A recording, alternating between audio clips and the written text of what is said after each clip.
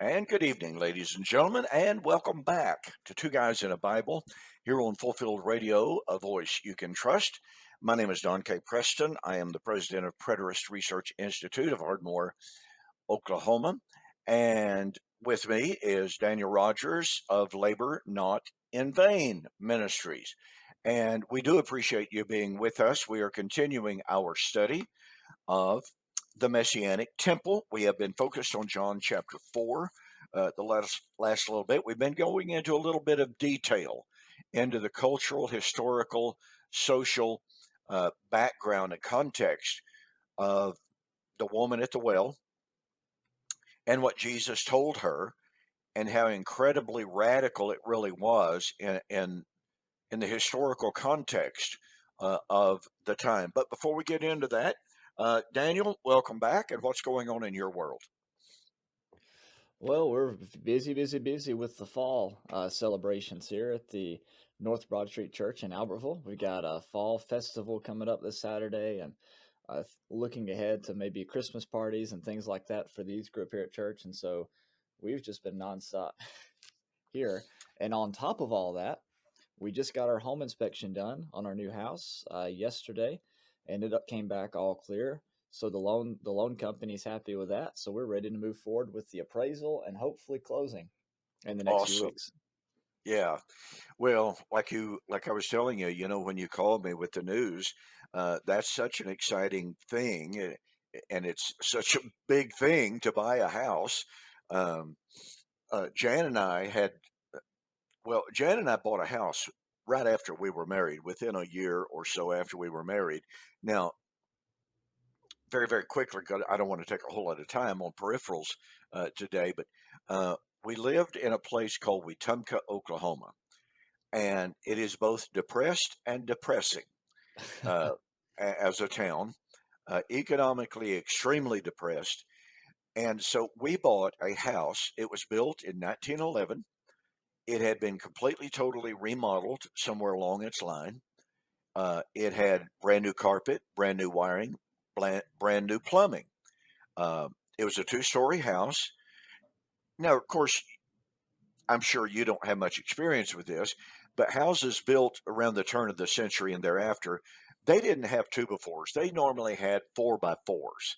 The subflooring of this thing was actually four by eights. I mean, Wow. it was solid, and this is solid oak. This thing was, I mean, just incredibly solid and sound, what have you. Um, we purchased that house, Daniel, for $4,500. Whoa. That kind of tells you how depressed and depressing the economic situation was there in Wetumpka, Oklahoma.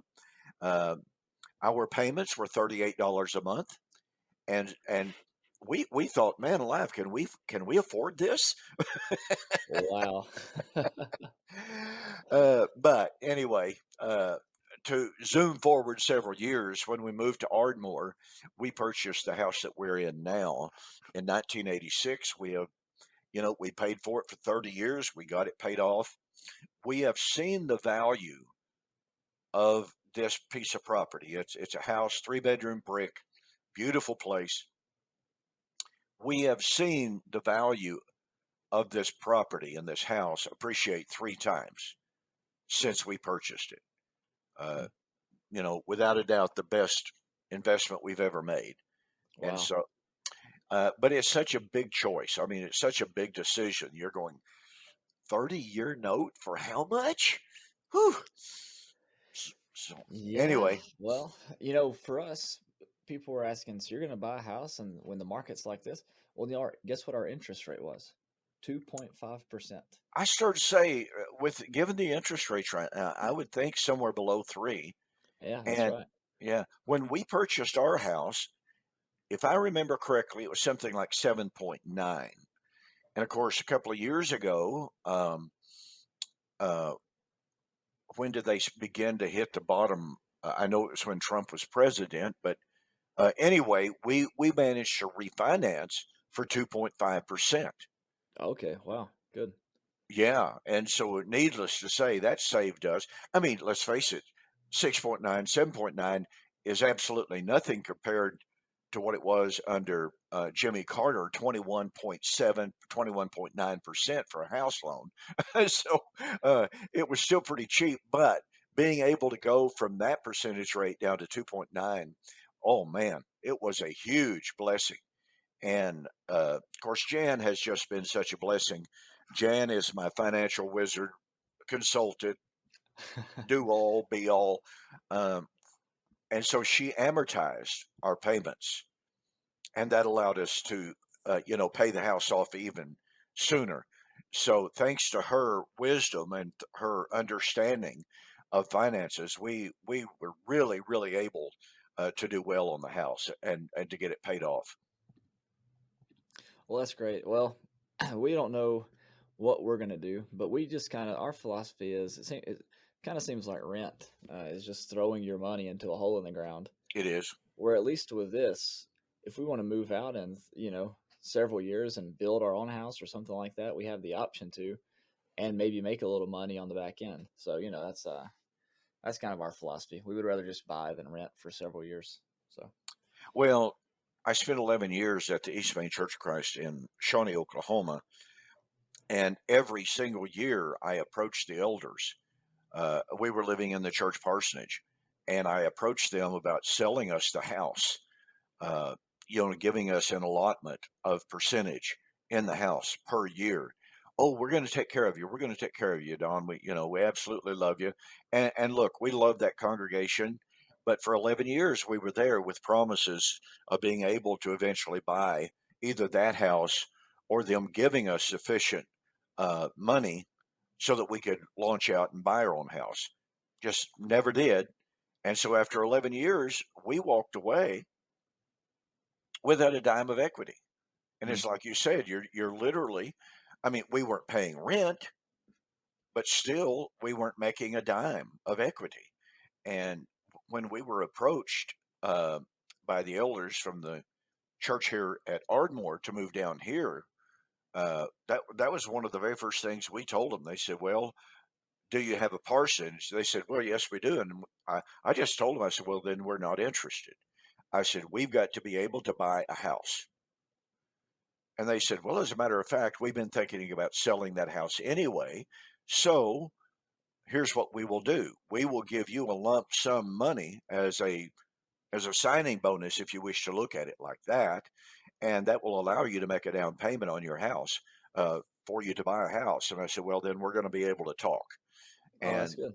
yeah, and so like I said, we lived in a rented house for approximately 6 months while we looked for a house to buy. And it's kind of funny. And then, like I said, we'll move on. But it was kind of funny. This house in which I'm sitting right now was the very first house that we looked at.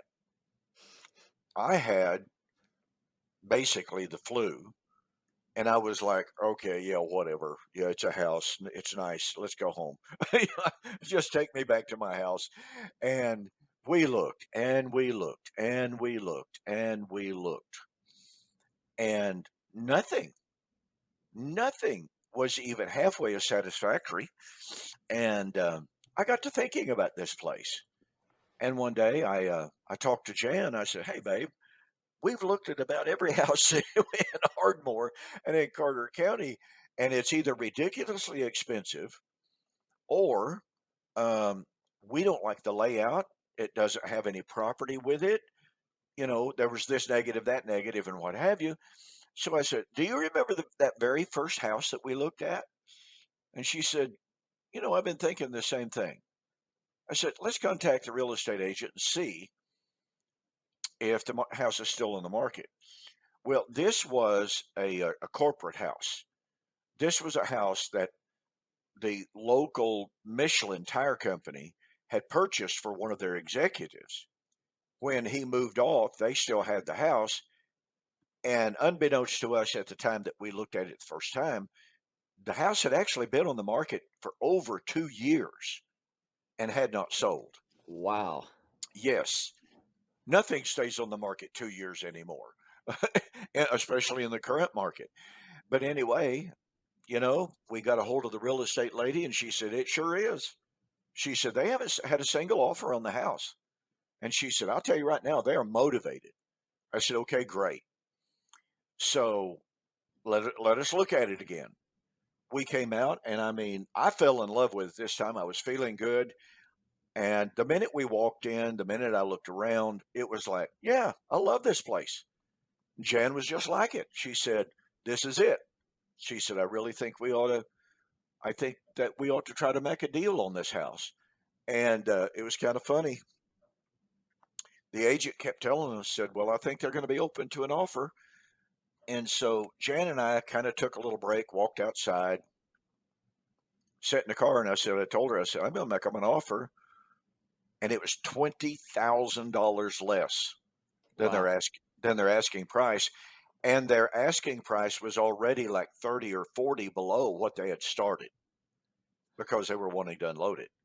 Right. They had it for 2 years. Had it for 2 years. So we came back in and I told the real estate agent, I said, okay, here's what I'm going to offer. And she said, oh, no, no, no, no, no, no. She said, absolutely not. She said, look, you're the purchaser, but they're not going to take that. She said, they've already lowered the price a bunch because they haven't sold it. And I said, yeah, but you told me they were ready for offers and they were ready to sell. And she said, yeah, but that is just, she said, they're just, Mr. Preston, they're not going to take it. I said, you're my real estate agent. It's your responsibility to contact them and make the offer on my behalf, is it not? She said, yes, sir. And she said, that's what I'll do. But I'm just telling you, they're not going to take it. I said, call me back. About 45 minutes later, she said, you're not going to believe this. They have taken your offer. So I was That's great. like, woohoo. So, being a guy who loves to haggle has paid off. Yeah, right. Well, that's one thing that we kind of did. We looked at some houses the day before, and Laura had looked at some others throughout the week.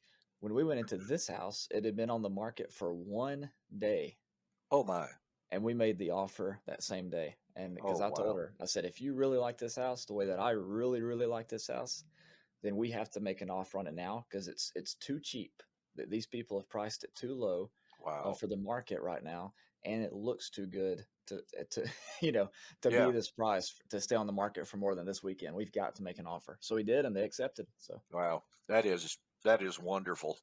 yeah, it Yeah. was great. It was great, but Well, the minute you move in especially with the current market everywhere that it is, every day that you're in there, you're building equity, and that's the wonderful thing about it. that's right. And we plan on making some improvements to this house that should up the price of it, on down the line if we do choose to sell. Yeah. So Well, since we've been in this house, we have built two good sized shops out in my field. See, this place came with an acre of land, and it didn't have any of the shops on it. And of course, me and my cars, and so um, we managed down through the years. And the way that we managed to do it was not the most pleasant, not the most recommended way of doing things. But we had a garage fire, and the fire got 7 trusses into the house from the garage, and thankfully insurance paid very, very well, and we had some money left over. And that's after Jan buying all new furniture. And I mean, after we were completely clear of all of the necessary things to replace, to redo, blah blah blah, we still had a very nice chunk of change, at least for us. And I was thinking that's going to go right straight into savings, that's going to go right straight into retirement. And one day Jan comes to me and she says, Don, I know how desperately you want a shop. We've got this money left over. I think you ought to build a shop. I said, babe, look, that's retirement. I really don't. I mean, yeah, definitely love to have a shop. I just don't know if it's the wise thing to do. And she said, the thing about it is, it adds value to the property. yep. She said, it's like adding money in the bank. I Well, I'll said, tell you what, I think she might be a keeper. I think she is.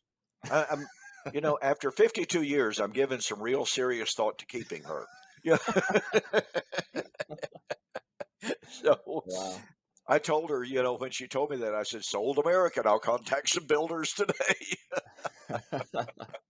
And so managed to do it. And then, the Lord's been very, very good to us through my car hobby that I engage in. I had built up a real, real nice little amount in my car fund. And people ask me how I do that through our ministry, and I tell them I don't. Ministry's got nothing to do with my car hobby whatsoever. Those are two separate and distinct entities. And I've had to take money out of cars before for the ministry, but uh, other than buying gas occasionally uh, for me to go somewhere, uh, no, ministry money is not car money in my world. So I had a very nice amount in my car fund, and so I just took the plunge on my other shop, and boy, am I glad I did. Mm. So I Well, the have way you got your car fund going is you started off with a paperclip, right? And you traded up to a Mustang? That's just about right. Yeah, so well, I know that's a joke, but that is what you told me. At the swap meets, you kept trading and trading and trading and, Yeah, looking for good. I I took $20, and this is at a time where we had just begun our full-time ministry. We were we were almost worse than broke, barely getting by, and I've always been in and around cars. If there's been anything besides the Bible that I know, it's cars. Right. And I told Jan one time there's going to be a swap meet at Chickasha, Oklahoma, and I said I want $20. And it's, what do you want $20 for? We don't have any extra money. I said, look, you got to give me $20. Well, what are you going to do with it? I said, I'm going to Chickasha and I'm going to buy a part and I'm going to sell it and make money. We don't have 20 extra dollars.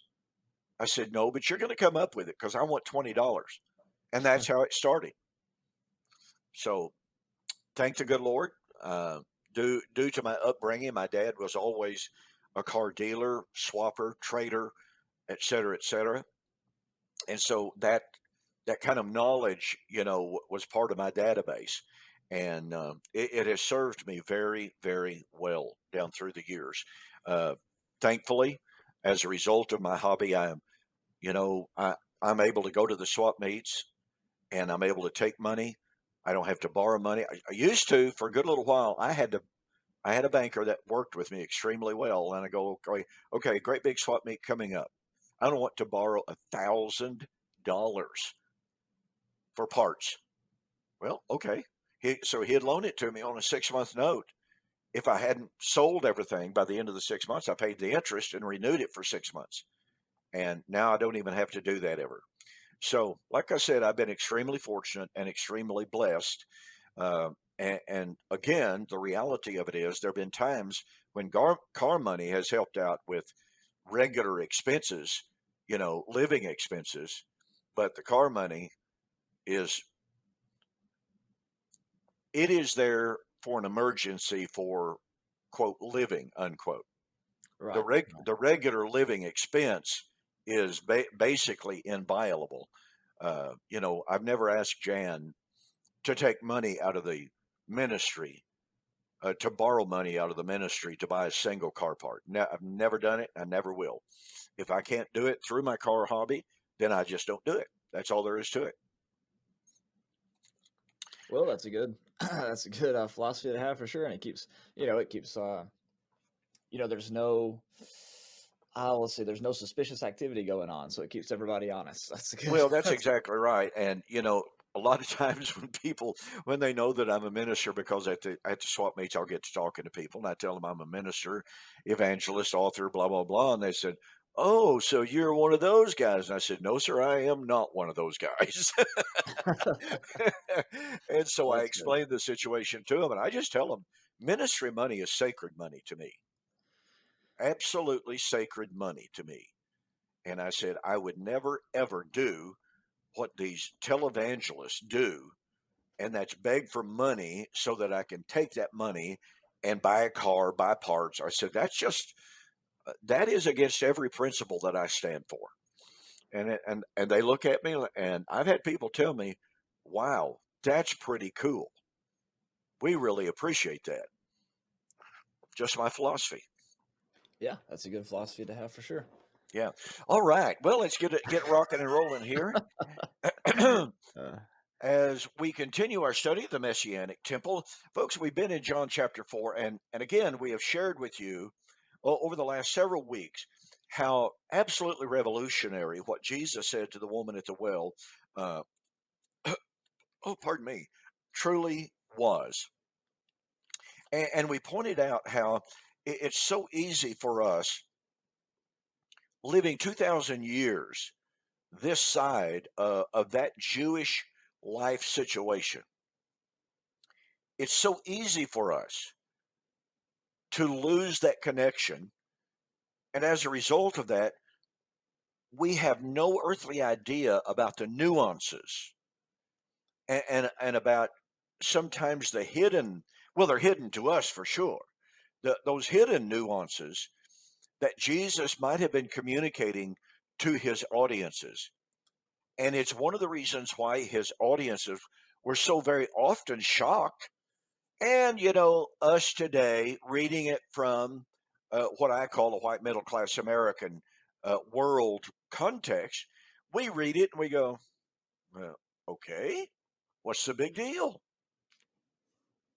But when we get inside the mind of that first century audience, and when we understand the way they had thought for 1,500 years, then all of a sudden those little things that Jesus said, sometimes the things that he did, literally jump off the page at us. And they shock our sensibilities as they did his audience. Just like when Jesus asked the woman at Jacob's well, give me a drink of water. Well, today, I mean, this is not a perfect illustration by any shape, form, or fashion. But today, if we go into a restaurant, we say, give me a glass of water. And the waitress says, yes, sir, coming right up. Now, if we can go back in American culture, sadly, 100 years, and for instance, a white man to ask a black man for a drink of water, or a black man to ask a white for a drink of water. Oh, that was just like, do what? Listen, I'm a young man still at 71, 70, almost 72. uh, but in my real young days, I remember traveling some in the deep south, and I remember seeing a water fountain. I don't remember where it was now, but I've certainly seen documentaries since then as well. But I saw as a young man traveling through a town a water fountain outside that said whites only, and I'm going, what? What is that about? See, I was raised in an absolutely, you know, racial neutral world. My father was absolutely not a racist. My mother, my brothers. I was not raised in a racial context. And so the very first time I was exposed to some of that, I was like, what in the world is going on here? This is crazy. And of mm, course, one of my responses also was, that's not biblical. That's not Christian.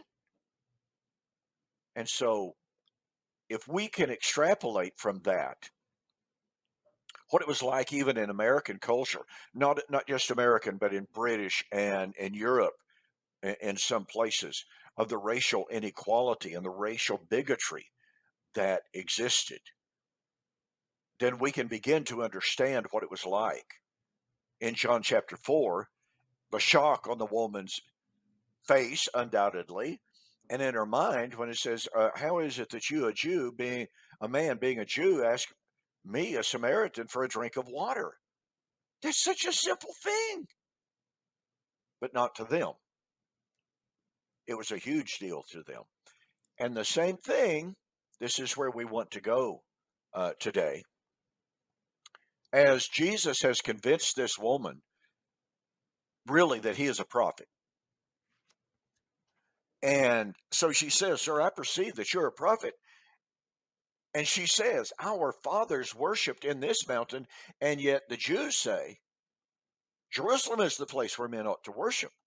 Okay, she is expressing what had been in place for literally centuries, well established traditions, well established theology, well established practices.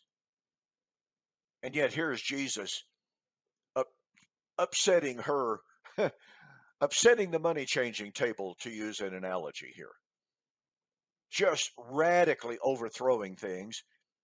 And Jesus said, "Well, woman, believe me, the hour is coming when you neither in this mountain nor in Jerusalem worship the Father." Now, I want you to notice, it's interesting to me that he acknowledged that she worshiped the Father. And well, that might be. I mean, that within itself is not such a radical thing for Jesus to say, except this. Jesus was tacitly admitting that the Samaritans and the Jews worshiped the same Father. And the Jews of Jesus's day, while they might on one level admit that, because after all, the temple that had stood on Gerizim for hundreds of years and had been now destroyed at the time of John chapter 4, been destroyed for approximately 220, 230 years.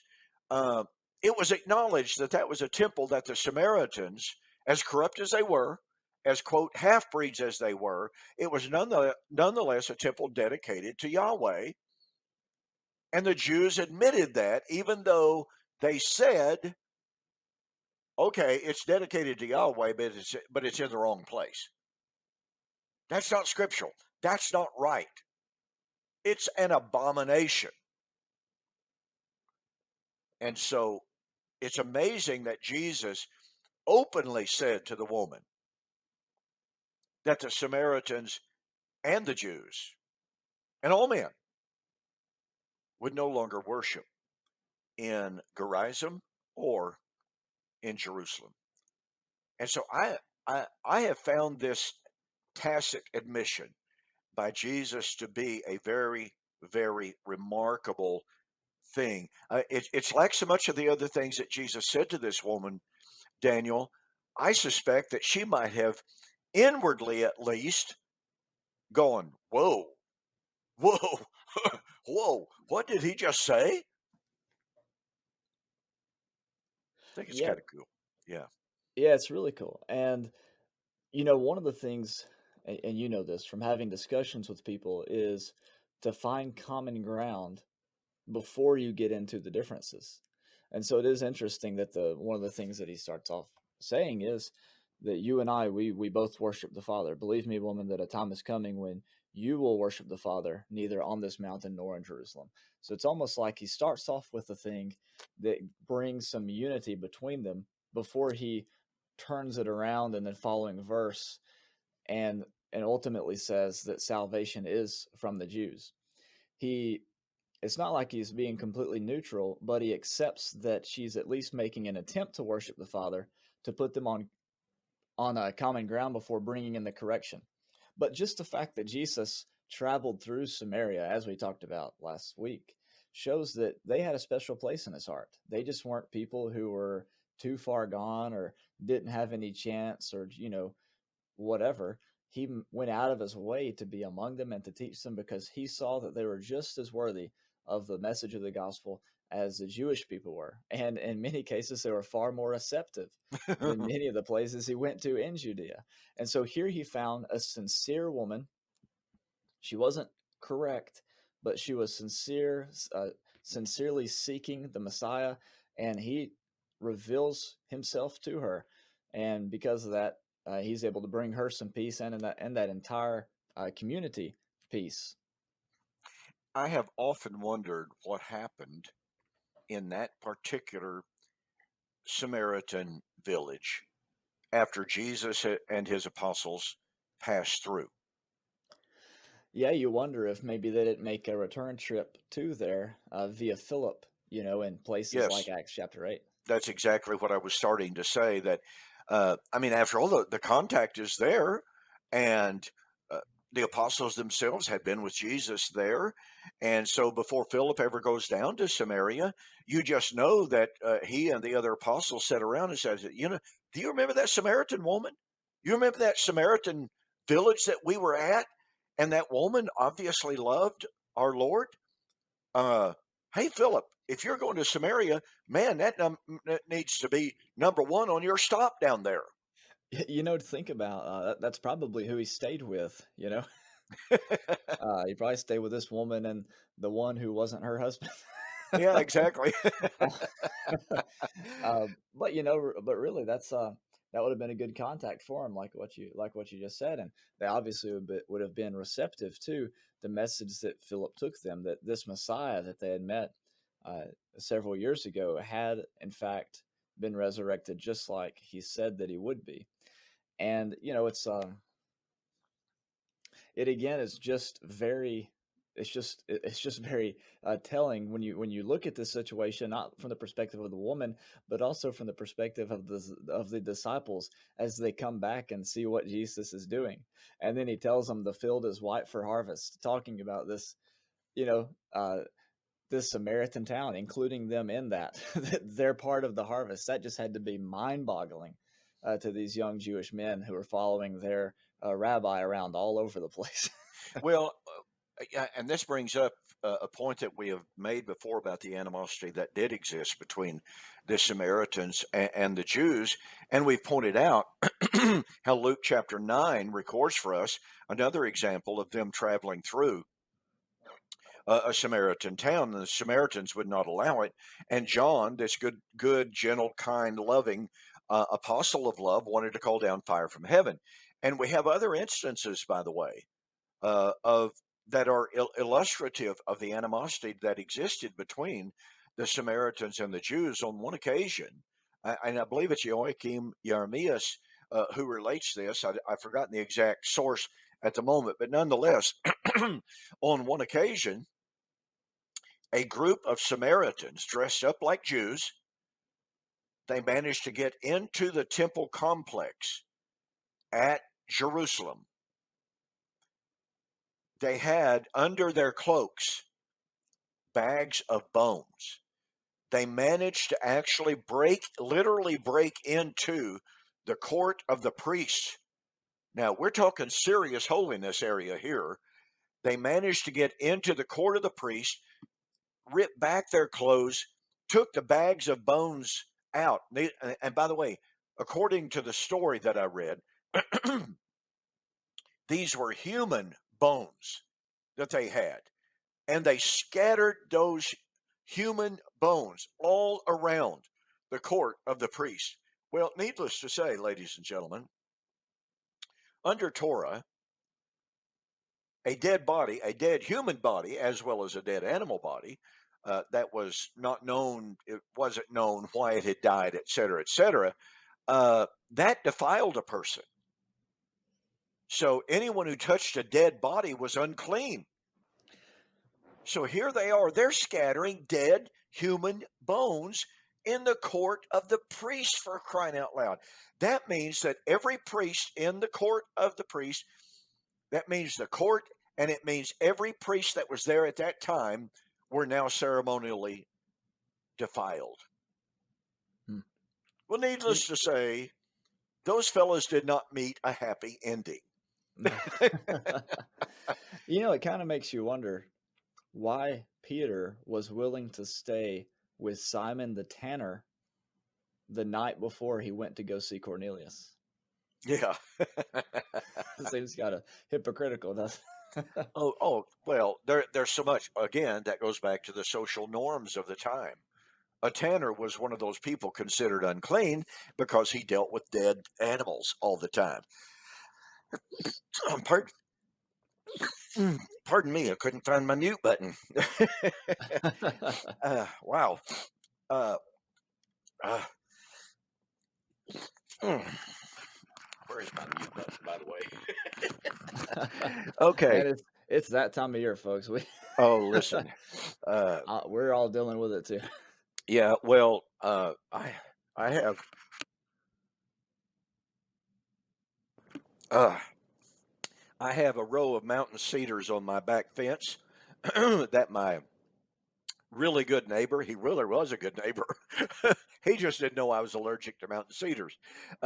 He planted an entire row of mountain cedars on my back fence Oh no. on the property line between us, and mountain cedars is the number one allergen on my list of allergies. So, needless to say, every single year, twice a year, my allergies just attack me, and it exhibits itself in the sneezing, just like I did there. So, anyway, uh, back to the situation about this animosity.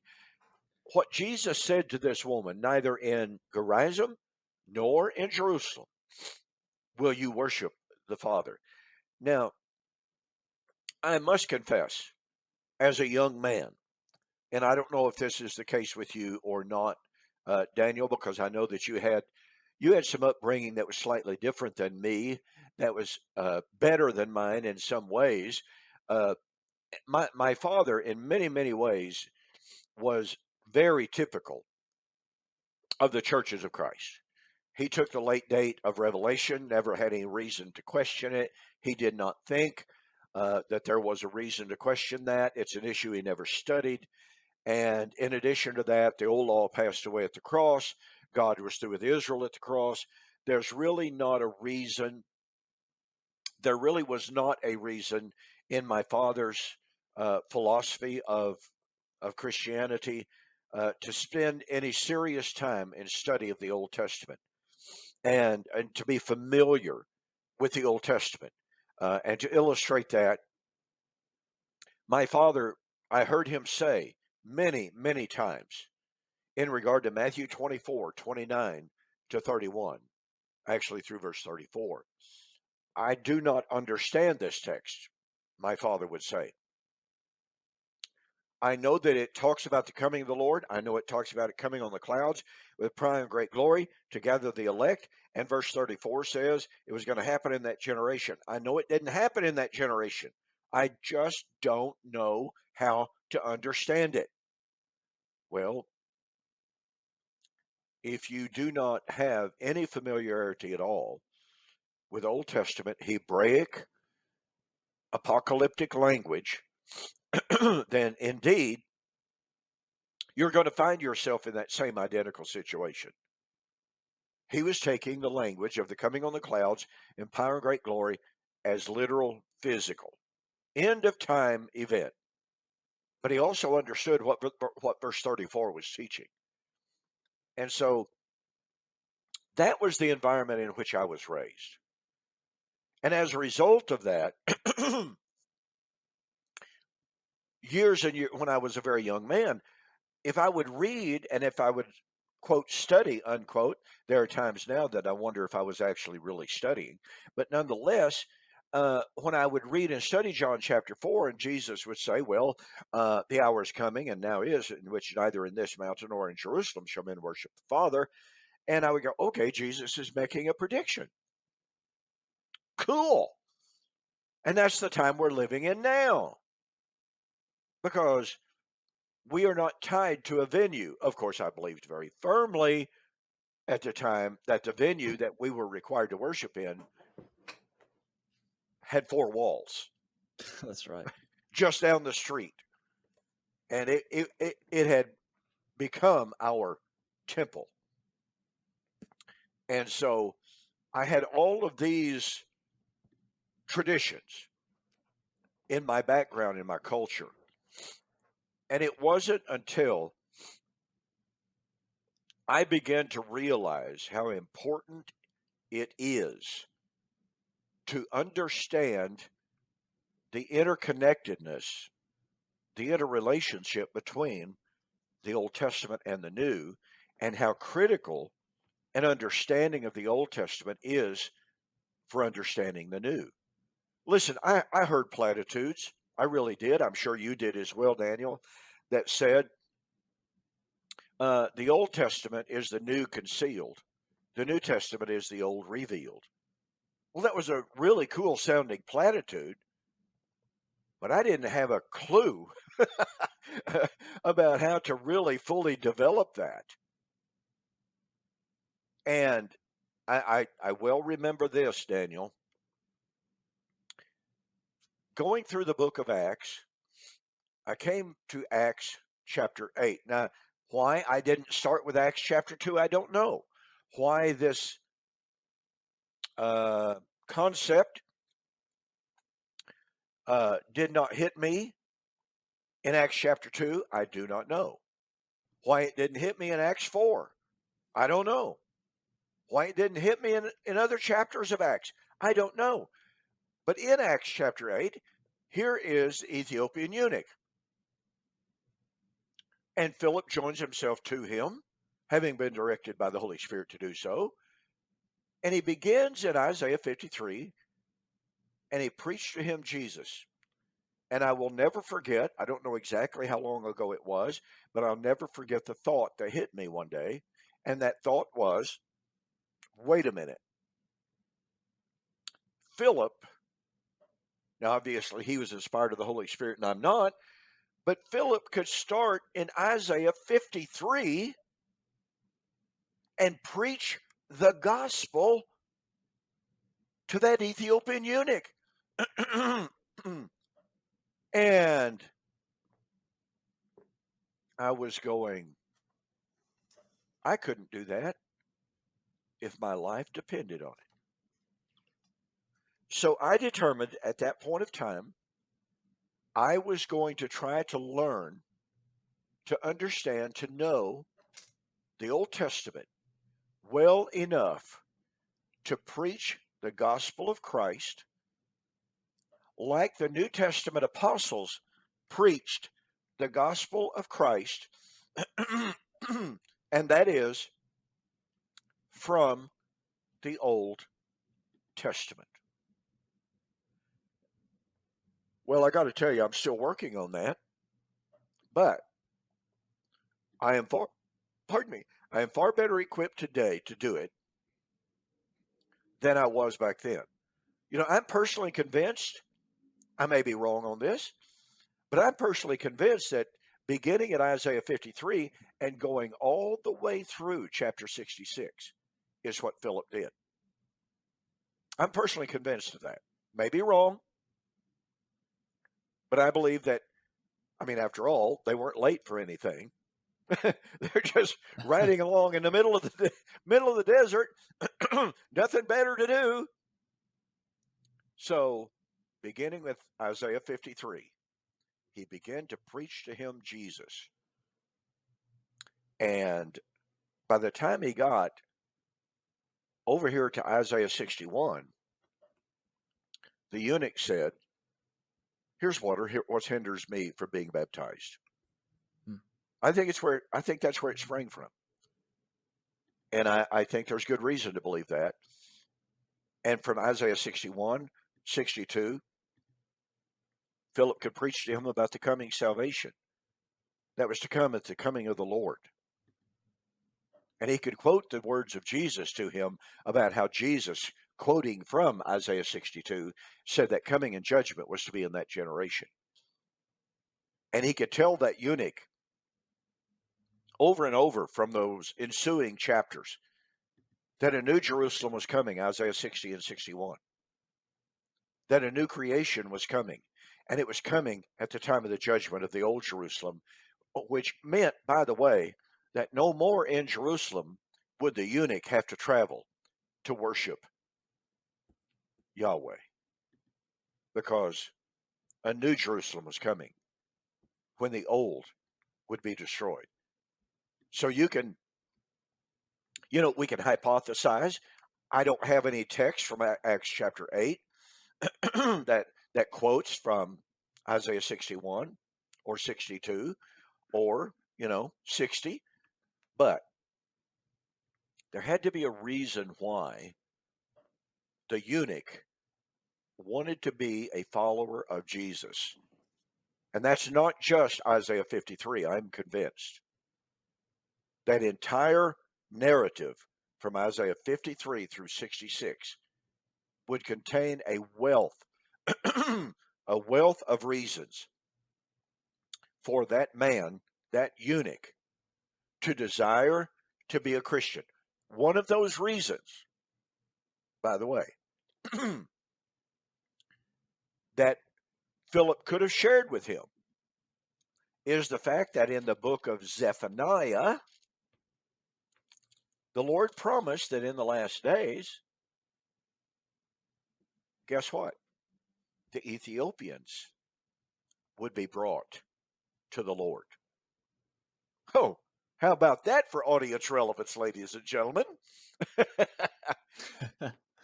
And consider this, and this is the point I want to get right back to our Messianic temple concept.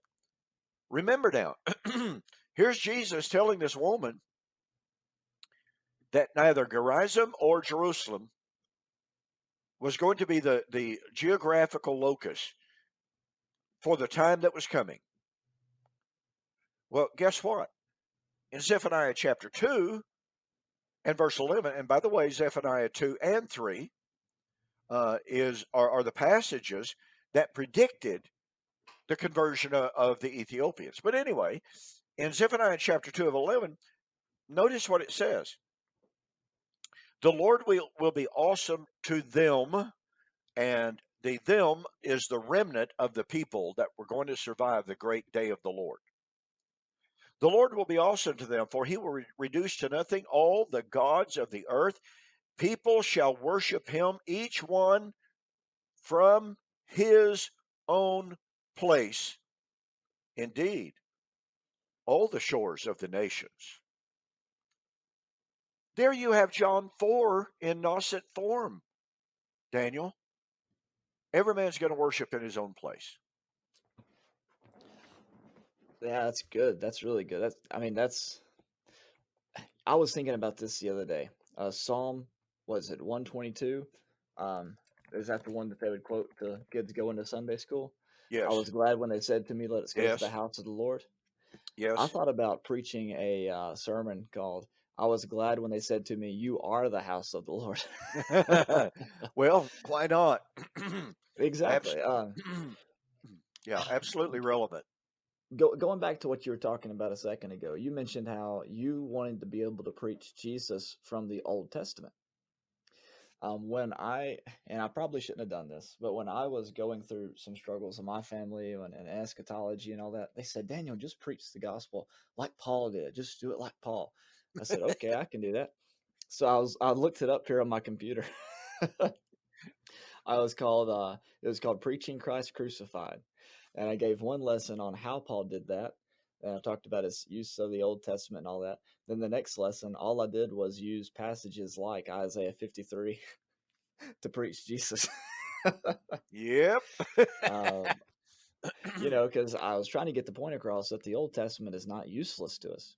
And your use of Zephaniah there to really bring out this idea of it's really every place, like what Paul said in 1 Corinthians 1, who call on his name in every place, instead of this place or that place, really is a revolutionary concept, even for us today, who believe that worship is a light switch that you flick on at 10:30 and you flick back off at 11:30.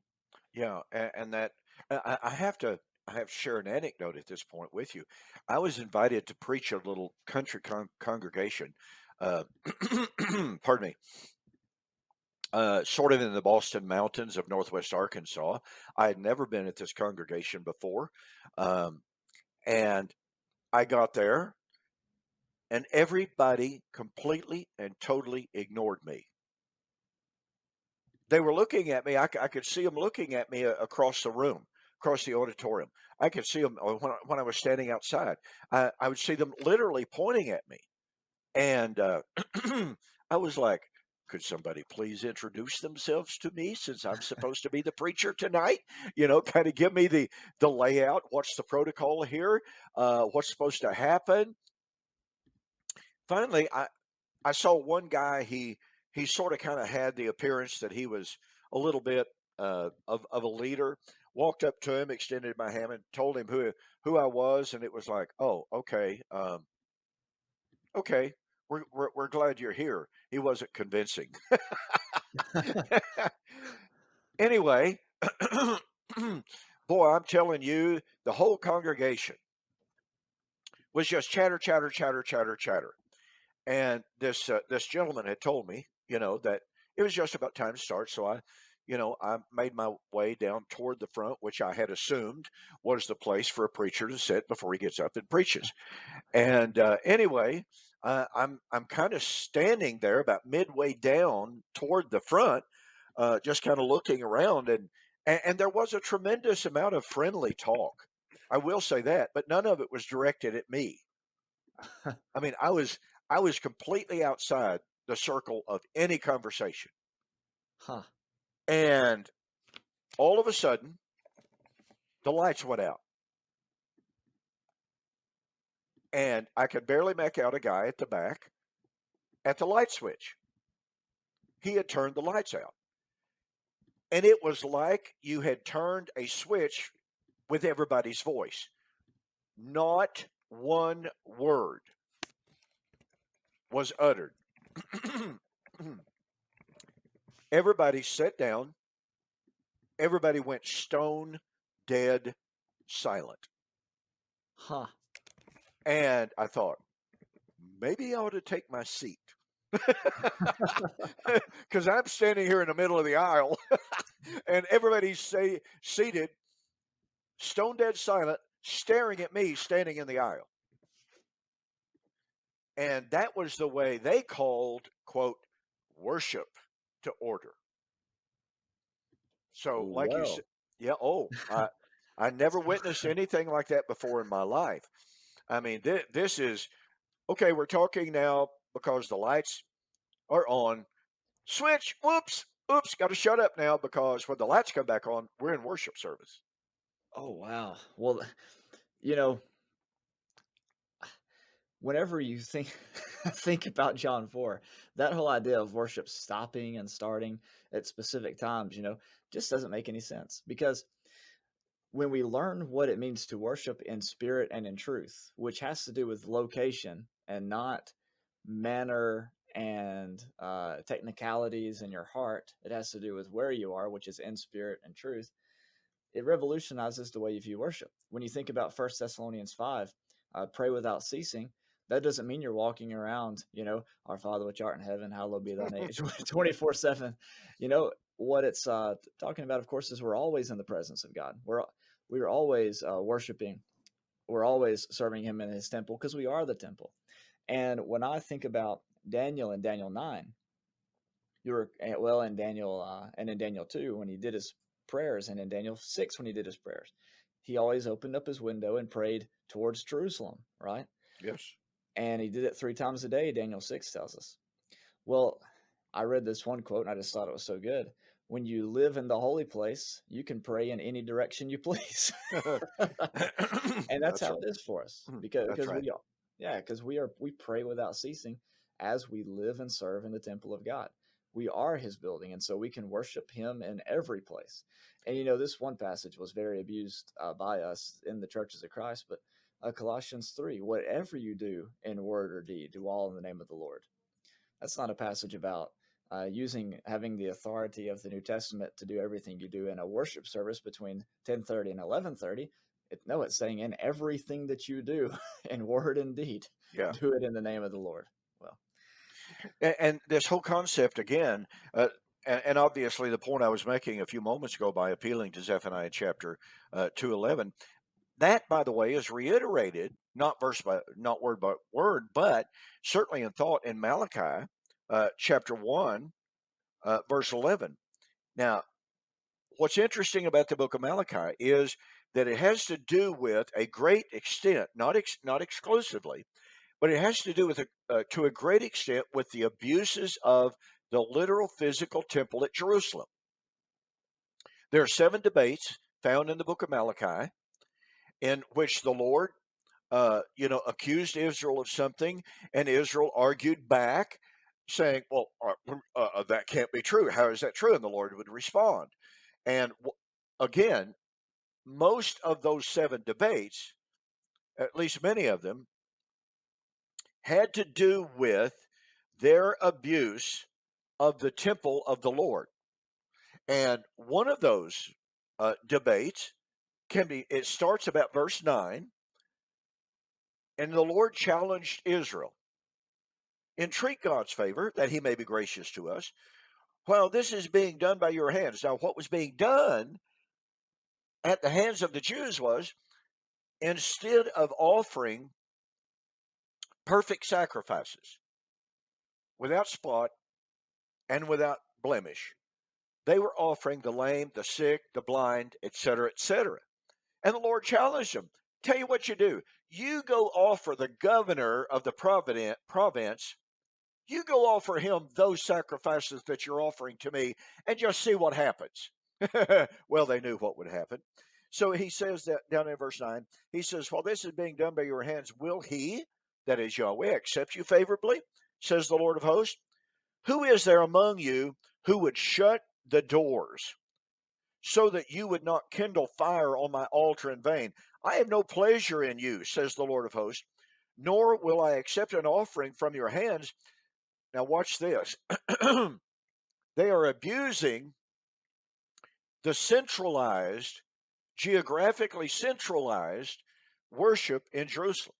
So Yahweh says, oh, and by the way, don't you just love verse 10? Isn't there anyone among you that would shut the doors of the temple so that you won't kindle fire, the fire of my anger? In other words, somebody really needs to stand up and speak out against these offenses, speak out against these sins of what's being offered on my altars here. But no one would. But of course, Jesus did. He comes into the temple, overthrows the money changers' tables, and said, you've turned my father's house into a den of thieves. And he says, the zeal of the Lord's house has consumed me. Did that twice. So that's very remarkable. And I think it points us right directly to Jesus and his actions in the temple. But anyway, he says, pardon me. So is there no one to shut the doors, lest the fire of my anger be kindled?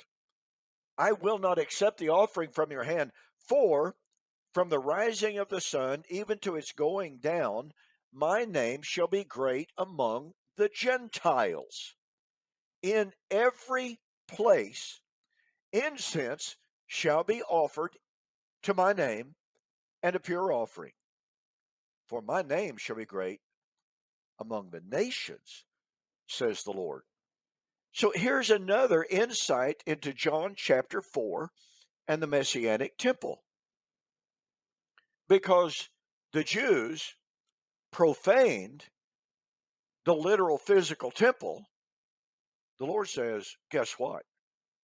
The time is coming in which the Gentiles are going to offer acceptable worship to me. Incense will be offered in every place. This is more this radical stuff. And this is the prophetic background and source for what Jesus is sharing with this woman. You see, even though the Samaritans, as a general rule, only followed the Pentateuch, first 5 books of the Old Testament, they nonetheless were aware of a lot of the prophecies because, after all, they believed in the coming of Messiah. They called him the Nazi, but nonetheless, they did believe in the coming of Messiah. So they would have been familiar with these passages, but just like the Jews, it never soaked into them how revolutionary it was going to be when Messiah came.